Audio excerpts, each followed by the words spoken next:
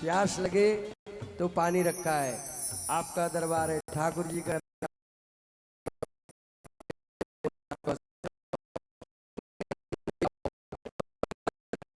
आनंद आना चाहिए। अगर आनंद नहीं आया तो फिर आपका समय जाया। एकमात्र लक्ष्य होना चाहिए, यहाँ आके हम थोड़ा प्रसन्न हो जाएं। प्रसन्नता हर आदमी ढूंढ रहा है, मिल नहीं रही है किसी को, पता नहीं कहाँ खो गई प्रसन्नता, कहीं चली गई, किसके साथ गई पता नहीं। तो ये प्रसन्नता जो है ये हर आदमी ढूंढ रहा है कि सुंदर बेड मिल जाए तो उसे खुशी मिलेगी, एसी लग जाए तो उसमें मिलेगी, कार आ जाए फॉर्च्यूनर तो उसमें मिलेगी, बढ़िया महल बन जाए उसमें मिल जाएगी। जिसको जहां मिल रही वो ढूंढ रहा है प्रसन्नता को, खुशी को, लेकिन वो मिल ही नहीं रही है। इसमें मिल जाएगी, इसमें ढूंढो, अपने अंदर है। ताली बजाओ, नाचो गाओ हंसो खेलो, ये 2-3 घंटा प्रसन्नता और खुशी बैठे हैं तो वो कहीं नहीं जाने वाली है, क्योंकि ठाकुर जी का एक स्वभाव है। ठाकुर जी का कैसा स्वभाव है? और अधरम मधुरम वदनम मधुम मधुराधिपते रखिलम मधुरम मधुरम मधुरम वदनम मधुरम मधुराधिपते रखिलम मधु।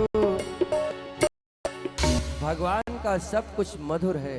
भगवान का हंसना बोलना चलना, वस्त्र पीतांबर मुकुट, सब कुछ भगवान का मधुर है, सुंदर है, मीठा है, आनंददायी है। और भगवान की कथा अगर आप सुन रहे हैं तो चाहे कुछ ही क्षण के लिए, एक सप्ताह के लिए ही दुख आपके जीवन से निकल जाए, स्ट्रेस कम हो, हृदय की जलन मिट जाए, यही कथा का सार है। व्यथा मिटाती है, कथा व्यथा मिटाती है। इतनी व्यथा होती नहीं हमारे जीवन में जितना हमारे दिमाग में हो जाती है। तो कुछ देर दिमाग को आप बिल्कुल कर दीजिए, बेकार की बातों को निकाल करके भगवान की पावन कथा को सुनिए, आनंद लीजिए। अगले साल फिर मिलेंगे तो फिर ऐसे भगवान की कथा सुनेंगे। बोलो वृंदावन बिहारी लाल की। बताओ कल कथा कहाँ तक हुई थी? उठाओ, किसको किसको याद है?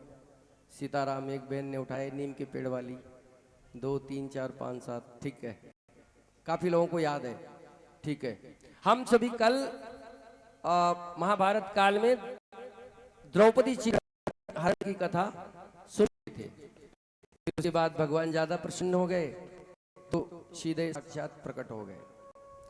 अब उसी प्रसंग में हम थोड़ा सा और चलेंगे। हम यही बताने का प्रयास कल कर रहे थे कि भगवान कभी किसी की इज्जत जाने नहीं देते हैं।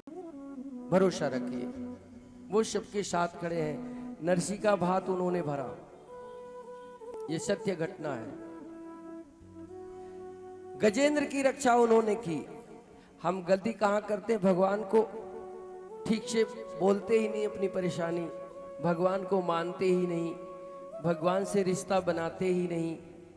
अगर बेटा बाप का सम्मान नहीं करेगा, भगवान का आदर, पिता का आदर नहीं करेगा, तो पिता अपनी जिम्मेदारियों को तो पूरी करेगा, लेकिन जो बात होनी चाहिए वो बात नहीं होगी। ऐसे ही भगवान के साथ भी है। भगवान तो हमारा आपका भरण पोषण कर ही रहे हैं। ये वायु है, प्राण वायु, भगवान सबको दे रहे हैं। जो भजन कर रहा है उसे भी दे रहे हैं, जो नहीं कर रहा है उसे भी दे रहे हैं। जो भगवान का नाम ले रहा है भगवान उसको भी रोटी दे रहे हैं, जो नहीं ले रहा है उसे भी कहीं ना कहीं से दे रहे हैं। मेरा मतलब है कि भगवान सबको देते हैं। उनकी सोच, उनका हृदय बहुत विशाल है। माता पिता का हृदय विशाल होता है। उनका कोई बच्चा कितना ही बुरा क्यों ना हो, लेकिन ममत्व तो सबके लिए उनके हृदय में होता है। ऐसे ही परमपिता परमेश्वर के हृदय में हम सभी के लिए समान प्रेम है।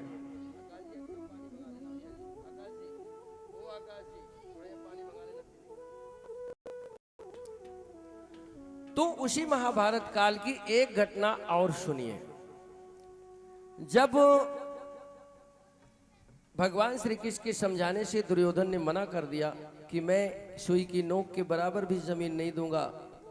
तो भगवान श्री कृष्ण ने कहा ठीक है, अब युद्ध होगा, जरूर होगा।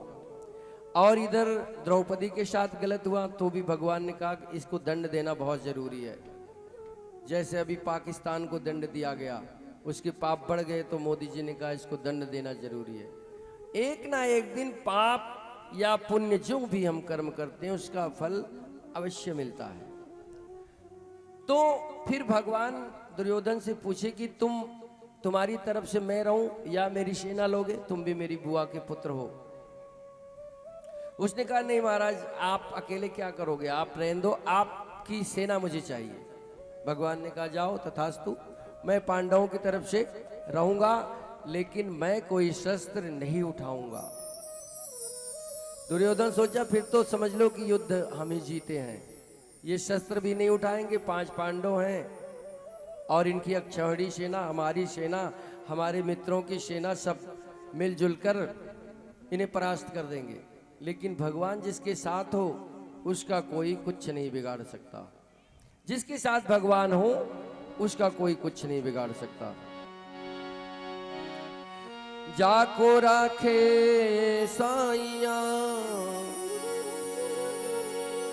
मारी सके ना कोई, बाल न बांका कर सके जो जग बैरी हो। यदि जगत भी आपका बैरी है और भगवान परमात्मा आपके साथ है तो फिर आपको कोई डिगा नहीं सकता, हिला नहीं सकता, मिटा नहीं सकता। आज पांडवों की तरफ भगवान स्वयं थे, चक्र सुदर्शनधारी भगवान कृष्ण आज पांडवों की तरफ थे और कौरवों की सेना थी, भगवान की अक्षौहिणी सेना भी कौरवों की तरफ थी। युद्ध शुरू हुआ और बहुत भीषण युद्ध हुआ, 18 दिनों तक चला कुरुक्षेत्र में, यहीं हरियाणा में, ज़्यादा दूर भी नहीं। इंद्रप्रस्थ आपका ये दिल्ली क्षेत्र है, यहीं की सब घटना है, ये सारी घटना यहीं की है। और मथुरा वृंदावन ये रहा और कुरुक्षेत्र आपका ये हरियाणा रहा। इसी क्षेत्र की सारी घटनाएं, ये सत्य घटना है, जो कुछ भी हुआ है हमारा इतिहास है। ये काल कल्पित नहीं है, कपोल कल्पित नहीं है। आज से 5,500 साल से कुछ पहले की बात है। तो अभी कलयुग 5,500 वर्ष हुआ, 5,123 वर्ष द्वापर युगीन घटना है। युद्ध चलता रहा, बहुत सारे कौरव सेना मारी गई, कुछ पांडवों के भी मारे गए। और छल कपट करके एक दिन अर्जुन नहीं थे तो कौरवों ने चक्रव्यूह की रचना की और अर्जुन के पुत्र अभिमन्यु, जिसकी अवस्था 16 वर्ष की थी, मात्र 16 वर्ष की, उस दिन वो गया युद्ध भूमि में और चक्रव्यूह को भेदना अर्जुन के अलावा किसी को नहीं आता था। लेकिन अभिमन्यु ने मां के गर्भ में ही चक्रव्यूह भेदन की कथा सुनी थी, विधि सुनी थी, और वो 6 द्वार तो भेद गया, 7वें द्वार के समय उसकी माता को नींद आ गई थी, सो 7वें द्वार की भेदने की और वहां से निकलने की विद्या वो नहीं सीख पाया था और छल कपट से वो मारा गया। उसकी पत्नी थी उत्तरा, भगवत कृपा से वो गर्भवती हो चुकी थी। ये एक अच्छा साइन था। अभिमन्यु की पत्नी उत्तरा गर्भवती हो चुकी थी और युद्ध होते होते सारी कौरव सेना मारी गई, सारी कौरव सेना।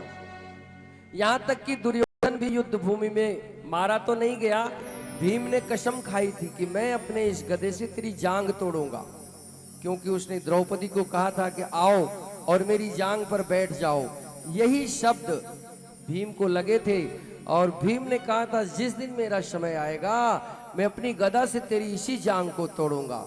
और भीम ने वो करके दिखाया, अपनी गदा से उन्होंने दुर्योधन की जांग को तोड़ दिया। अब वो चलने फिरने लायक नहीं था, युद्ध भूमि में पड़ा हुआ कराह रहा था। इधर भीष्म द्रोणाचार्य सारे मारे गए। भीष्म तो अभी सरसैया पे थे, लेकिन वो भी बाणों से भिदे हुए थे। द्रोण मारे गए थे और बड़े बड़े महारथी मारे जा चुके थे।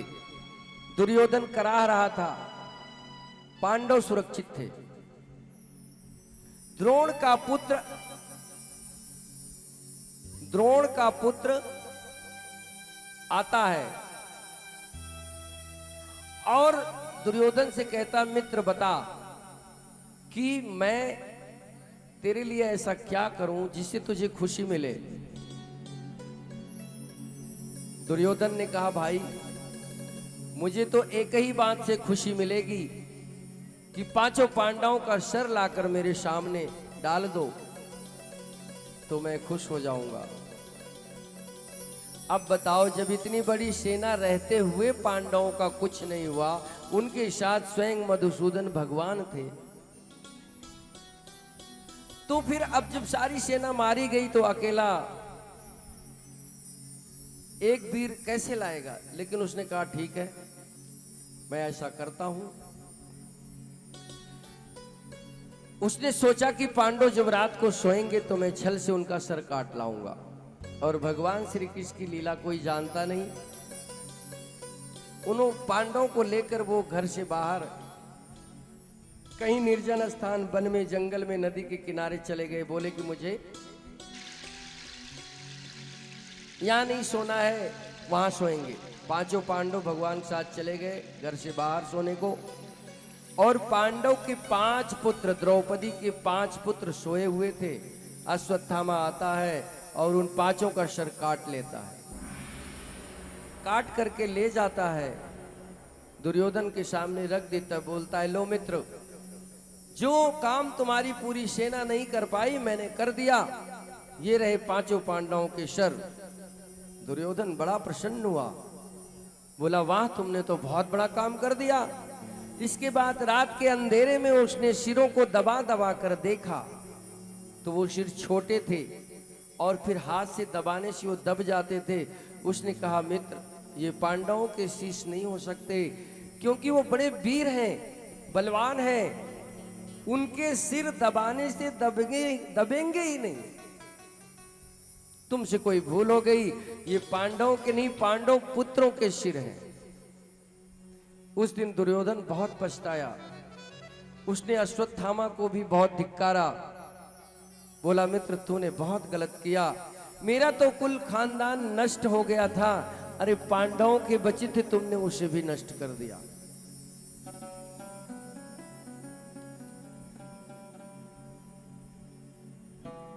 इसके बाद दुर्योधन इसी ग्लानि में प्राण त्याग देता है। जब सुबह हुआ तो हाहाकार मचा कि पांडव के 5 पुत्र मारे गए, उनका शीश कोई काट ले गया। समझने में देर नहीं लगी कि अब मात्र अश्वत्थामा बचा था। सो सबने ये अंदाजा लगा लिया कि ये कृत्य उसी का है।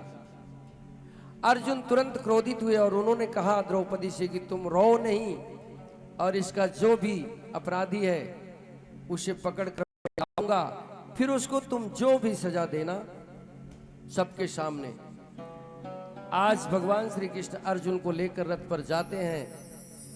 अश्वत्थामा देखता है कि गांडीवधारी अर्जुन आ रहा है, अब बचने का कोई विकल्प ही नहीं है। उसने ब्रह्मास्त्र चला दिया, जैसे हमारे देश का ब्रह्मास्त्र है ब्रह्मोस, उसका कोई तोड़ नहीं है, कोई रडार पकड़ नहीं सकता, सारे नेविगेशन सिस्टम फेल हो जाते हैं, लक्ष्य को भेद करके रहती है। पाकिस्तान का चिथड़ा चिथड़ा उड़ा दिया। ऐसे ही ब्रह्मास्त्र पहले होता था, जैसे आज ब्रह्मोस है ऐसे ब्रह्मास्त्र होता था। जिस लक्ष्य को संधान करके छोड़ा जाता था वो लक्ष्य नेस्ता नाबूद होना तय था, उसे कोई नहीं रोक सकता था। कोई रडार S-400 या और भी अबाक्स टाइप जितने भी सुरक्षा के उपाय थे, कोई नहीं रोक सकता था। सो उसी ब्रह्मास्त्र को आज अश्वत्थामा ने अर्जुन को संधान करके छोड़ दिया कि जाओ मैं मर जाऊं इससे पहले तुम ही मर जाओ। अब तेज प्रचंड गर्मी हुई, अर्जुन घबराए और भगवान श्री कृष्ण ने पूछा कि प्रभु ये क्या है? तो श्री कृष्ण ने कहा कि अश्वत्थामा ने ब्रह्मास्त्र चलाया है, और खराब बात यह है कि उसे सिर्फ चलाना आता है, वापस बुलाना नहीं आता। अर्जुन ने कहा प्रभु मैं क्या करूं? बोले तुम भी ब्रह्मास्त्र चलाओ। फिर अर्जुन ने भी ब्रह्मास्त्र छोड़ा, दोनों ब्रह्मास्त्र आपस में टकराए, बहुत भीषण ऊष्मा ऊर्जा पैदा हुई। फिर अर्जुन को उसका ब्रह्मास्त्र समाप्त हुआ। अर्जुन ने अपने ब्रह्मास्त्र को वापस बुलाया, अश्वत्थामा को पकड़ा, रथ में बांधा, घसीट करके ले आए द्रौपदी के सामने। जब ले आए तो बोले लो ये तुम्हारा अपराधी है, इसको अब जो दंड देना है तुम दो। तो द्रौपदी ने कहा इसे छोड़ दो। बोले महाराज छोड़ दो? बोले हाँ इसे छोड़ दो। सब बड़े आश्चर्य से द्रौपदी को देखने लगे। उसने कहा देखो अभी इसकी मां विधवा हुई है, गुरु द्रोण वीर गति को प्राप्त हुए हैं, अगर ये भी मारा जाएगा तो इसकी माता बहुत दुखी होगी। जैसे आज मेरे 5 पुत्र मारे गए, मैं दुख उठा रही हूं, ऐसे इसकी मां भी दुख उठाएगी, इसको छोड़ दो। वैसे भी ये ब्राह्मण है और ब्रह्म हत्या का पाप मत लीजिए। लोगों ने कहा लेकिन ये बाल अपराधी भी है, इसे दंड भी बनता है। तब जाकर के विचार ये हुआ कि इसे दंड दो, ऐसा दंड दो कि इसे अपमानित करके छोड़ दो, इसके मस्तक की मणि निकाल लो और ये अपने आप अपमान से जीवन भर घुटता रहेगा, मर जाएगा।